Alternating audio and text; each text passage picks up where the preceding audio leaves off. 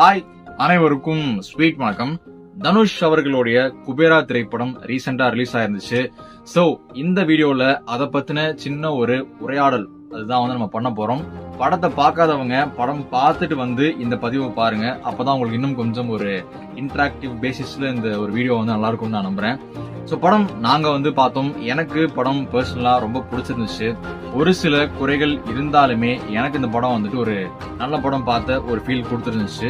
அந்த ஒரு சில குறைகள் நான் சொன்னேன் பாத்தீங்களா, சோ அதெல்லாம் ரெக்டிஃபை பண்ணியிருந்தாங்க அப்படின்னா இன்னுமே ரொம்ப ரொம்ப ஒரு ஒரு லெஜெண்டரி படமாக வந்திருக்கும்ன்றதா என்னுடைய ஒரு தாழ்மையான ஒரு கருத்து.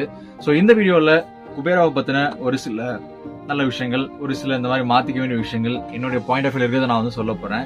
இது எல்லாமே உங்களுக்கும் அப்படியே இருக்கணும்னு எந்த அவசியமே கிடையாது. சோ நீங்க படம் பார்த்துட்டு நீங்க முடிவு பண்ணுங்க.